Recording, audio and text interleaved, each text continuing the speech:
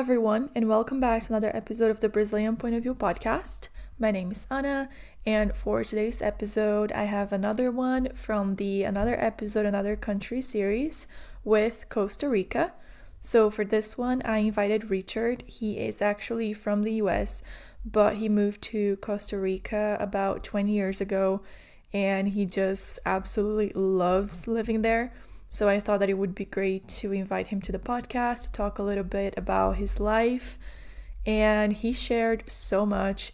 He shared so many tips on what to see, what to do, what to not do, pros, cons, misconceptions, cuisine, wildlife, weather, safety, literally everything. And it's such a rich episode that I really hope that you guys love.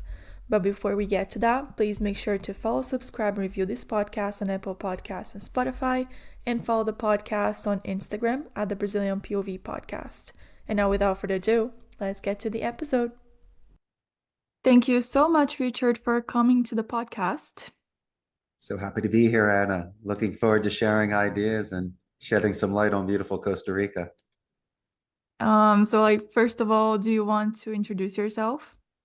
Of course, my name is Richard Blank. I'm the CEO of Costa Rica's call center, originally from Northeast Philadelphia, and just followed my dream and took a long shot and decided to move to Central America. Been here the last 23 years, and my wife and I were fortunate enough to throw our hat in the ring and start a business, and this is kind of where we are today. That's great. So how was your decision to actually move to Costa Rica? It's been a 1 in a million opportunity. A friend of mine already had a call center here, so he gave me a chance to come down for a few months to teach English and enjoy the sunshine and surfing and all that Costa Rica has to offer. But prior to that, I was a Spanish major in college, so I was building on a lot of momentum. And I love second languages, so it was easy for me to acclimate and get around and not be taken advantage of. And 2 months, Anna, turned into 4 years. I decided to stay at my friend's center. And I learned the business from the inside out, not from sea level. And any company can expand if you just find the right people for the right positions. And my thing was just treating people well and paying it forward and focusing on advanced English and how to make the calls more enjoyable, more profitable.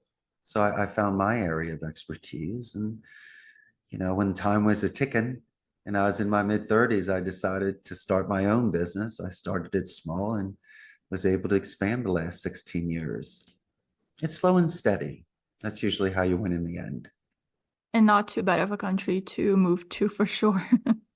I got very lucky weather-wise. And cost of living, it's quite reasonable compared to other areas in the world. It seems to be going up every day, but everywhere else in the world is too. But I tell you what, you really don't need, if you're in the valley like I am, you don't need air conditioning or heat.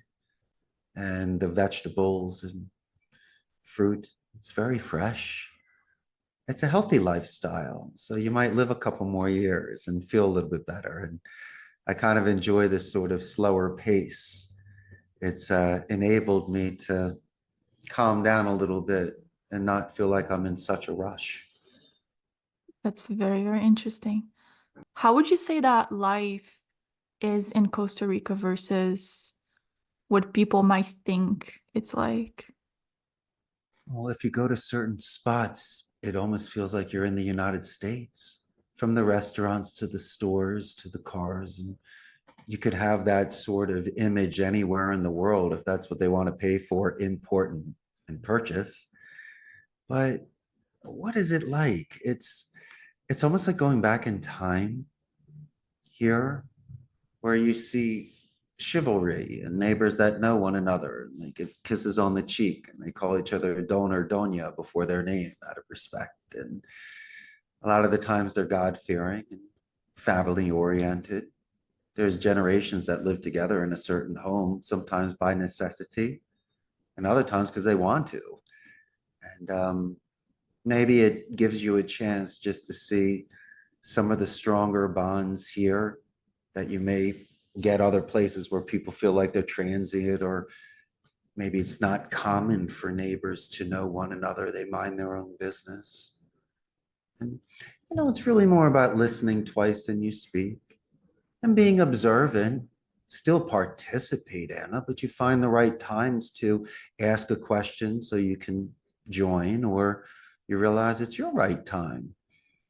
And it's made it much easier. But back home, it moves so fast and people are under certain pressures. And I think it's fantastic if those are your goals in Philadelphia, to live a certain way and send your kids to certain schools and have certain second homes if you're able, and go on those vacations. And once again, I can live vicariously through those that I love. And I'm so happy that they have earned it, enjoy it, and are living life. And that's a beautiful thing.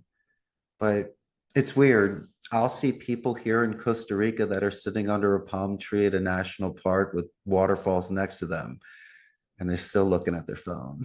Are you kidding?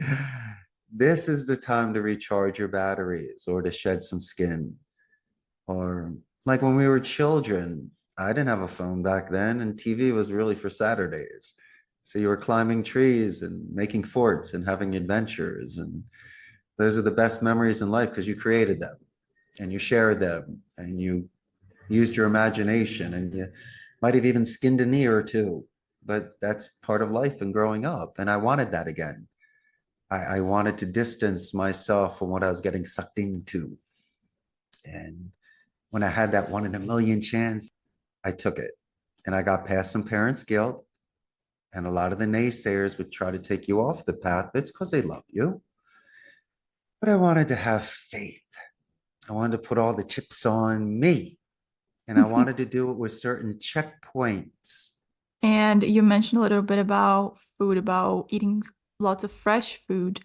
So, how is it there food-wise, but also you mentioned a little bit of culture as well, that is very warm and everything, but is there anything else that you can add in terms of festivities, like cuisine?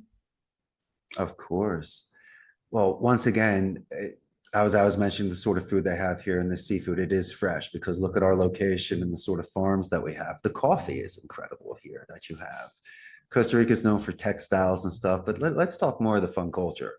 If you drive past national parks for people and neighborhoods, it's packed on the weekends of soccer games and picnics and balloons and stuff. And so I mean, these places are amazing. And a lot of the architecture is nice. It's old school. A lot of it came from Europe. Their national theater was bought brick by brick and brought over at the turn of I think the 20th century, or even the 19th, I think. And they built it again. And so you had a lot of people that were putting their influence there. And if you walk downtown, you see some of these old homes. A lot of the times they'll have their front porches there. That's part of their style. And you'll see tile that's 150 years old. It's been preserved. It's gorgeous. It's artwork. I mean, besides the curb appeal, I'm always kind of looking to see people's tiles and what they have. And that's nice. And they have a nice zoo in the city. But if you leave the city, if you really get out of the touristy spots, then you start hiking and you explore. And you do it safely, of course, but you can go on zip lines and through, the rivers for fishing or whitewater rafting. We have the best surfing in the world. And if you're into ecotourism, into athletics, just not sitting around and lounging around, but having fun and playing, well, there's so much to do. And you can ride horses everywhere. These quadriciclos, you can take them anywhere. And the English, they have beautiful tourist English. They have charm.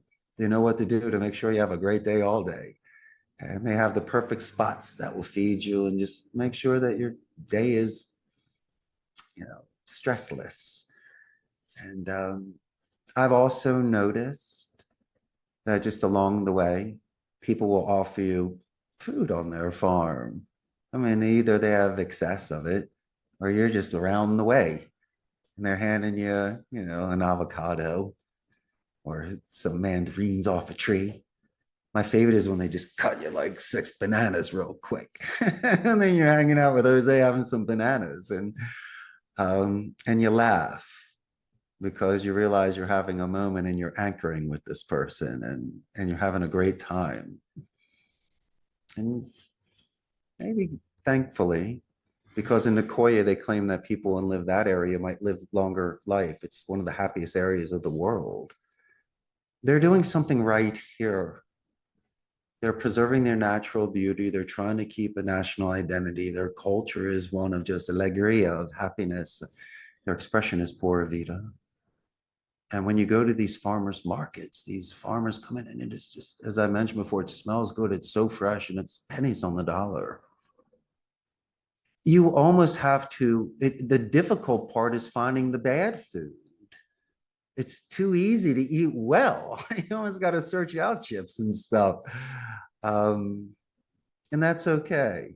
You know, as I mentioned before, it makes you feel better, but there's a lot to do here, my friend, depending on your tastes. And from what you mentioned, it seems like a very safe country as well to visit and to be a tourist. Well, maybe we need to have that conversation. It depends. I mentioned the fun side, but okay, let's talk about a couple things that I've heard through the years and seen. First is when people come down here with bad intentions. I mean, this is considered almost, it's like not Sin City, but there are certain things here that are accepted that may not be accepted in other parts of the world, especially parties and interactions amongst people. And so when they come down, they're grabbing wads of hundreds, licking their thumb, counting money in the street, jewelry everywhere, being loud. And what happens is they're at the wrong place at the wrong time and definitely around the wrong people. And you hear those sort of stories. I'm not saying they deserved it, but they're setting themselves up and they're making us all look bad. And then secondly, if people come here, they might have certain expectations, things moving quicker, lines, organization, structure. Well, might need some patience. Just might be one guy on duty and he's just checking things. And so um, don't be loud, don't push, don't cut in line. Just be where you are and enjoy that moment. That could be bad. And then finally, those that want to go extra adventure and they might walk off the path and they could get bitten by a snake or a spider. Just in this rainforest, just one step is more than enough to have a bad day. I mean, you have to, it's as gorgeous as it is, but then again, you have to respect this nature. I mean, you don't even have a machete, for God's sakes, and you're walking around in flip-flops thinking it's cool with your beer. It's not cool. Those are the sort of things that you just take a moment off of the eye, off of what you're doing, and it could affect you for the rest of your life. And so we hear stories of people that have fallen or gotten lost or were not taking the rules seriously or took advantage of certain areas. And so, as I say before, maybe you're being too conservative. In my mind, I think caution is what keeps you alive. Curiosity is what kills the cat. And so I've just seen people that might be overextending what they're trying to do here. But that's like that everywhere. You hear about Times Square, New York City craziness, what happens down in New Orleans for Mardi Gras and all these fun parties that people have in the world. What happens here too? But my main thing is that I just want them to leave what they had back home and just almost try to start anew here. And maybe they can learn something. Maybe it's just not vocabulary words. Maybe they learn that what they take so seriously back home or would have got them all huffy puffy or maybe lost a friend over. You realize when you get away from that, that you might need to make that correction. And Costa Rica does that for people. Sometimes people find their center here. Yeah, from what I've been seeing the past, I think, couple of years, the wildlife has been attracting many tourists, especially the wildlife. And I think a lot of people from the United States that I've been seeing as well. Do you agree with that? 1,000%. You're walking, it's like when people go to Africa for safari. when you come to Costa Rica, you'll see monkeys and sloths, and gorgeous toucans and birds and parrots everywhere. Be careful of the beautiful, colorful frogs. They're the most dangerous ones, but you'll see it all. And yes, it's a painting in front of you. It's not the same landscape that you get bored of. You want to touch it, but you shouldn't. As I say, keep your distance and be careful. Um, yes, people are taking photographs or they're just pausing at a certain area just to take it in. And that's very nice, isn't it? It's beautiful how to have that sort of connection naturally, almost like running through grass with bare feet. You need that again. And oh, check this out.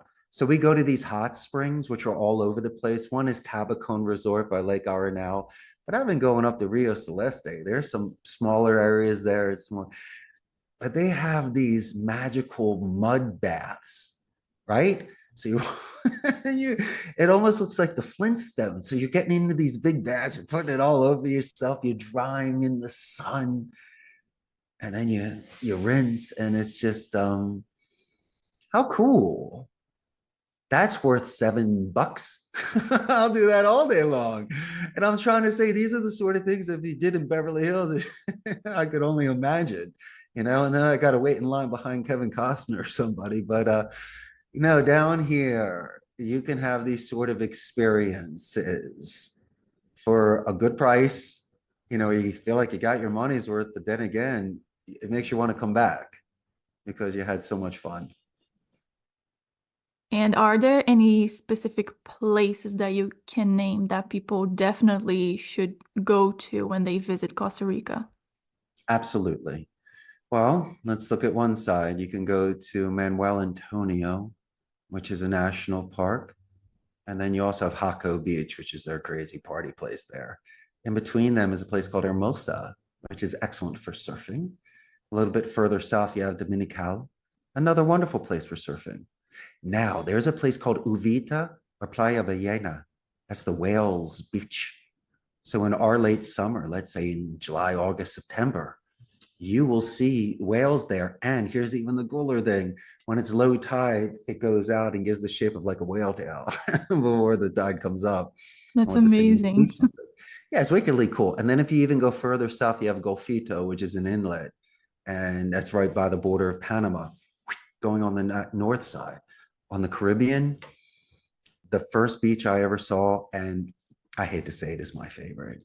It's called Puerto Viejo. It's right near the border of Panama on the Caribbean side. Some of the greatest surfing, food, and culture and fun you could ever have. It's one of literally the most beautiful places I've ever seen in the world. And then when you go up the coast towards, Limon, you have Puerto Limon, which is an old port. But when you go into there, that's definitely going back in time. It's all colonial buildings and stuff. And if you want some really good pate or excellent Caribbean food, incredible music, and some of the hottest flavor you can get in this country, that's a wonderful place to go visit. And then if you go a little bit further up towards Nicaragua, where you can't drive there, it's either by boat or by plane. Then you have Playa Tortuguero, where every year they come in, the tortoises, and they come in on the land and they lay their eggs, and then they go back into the ocean. So it's a very nice protected area, and that's important. And then in between, as I mentioned, you have certain areas in the rainforest and the mountains. You have Cherokee, which is like the largest point in Costa Rica that people hike to. And it's just wow. There's just adventure everywhere if you decide to drive. And then you have up in the northwest is Guanacaste. That's where the fancy dancy is, the Four Seasons, all the resorts by Flamingo, Tamarindo, Playa Coco, Conchal. You have the Western Resort there. The only issue they have is the lack of water. So that's what makes it difficult for some of these places. But it's gorgeous up there. and it's a nice place to drive. And then you go a little bit further south. We spoke about Nicoya, which is the area where they claim is the happiest people in the world. People live the longest. But you have a beach down there called Malpais. They claim that's one of the best surfing in the world. And if you want a real kind of like surfing culture, this is, I mean, I know there's cool surfers hanging out everywhere. This is the real deal. I mean, it's almost like hostel living because a lot of the hotels, they're nice, but a lot of the people there are just on nickel budget. So they're willing to sleep in hammocks just to surf the next day. And you will see tan, in good shape, men and women, all ages, out there just loving those waves and respecting that time. And there's as many spectators as there are surfers. And it's one of the coolest bohemic environments you can get because it's purely on creation of sport and love, and the waves are huge there. We're talking some great surfing, and you don't stumble upon it. You make a purpose to get there. And then when you go a little bit further south, then you have Tambor and Montezuma and nicer resorts in the airport there. And then you can take a ferry back from that side to Punta Arenas, which is an old port that they have, and then a straight shot back into San Jose. And that, my friend, if you came to Costa Rica for a couple of weeks, I'd have a super tour for you. Sounds like a true paradise. So, what would you say are some misconceptions that people might have about Costa Rica, if there are any? What a great question. A lot of people confuse it with Puerto Rico and think Costa Rican's an island.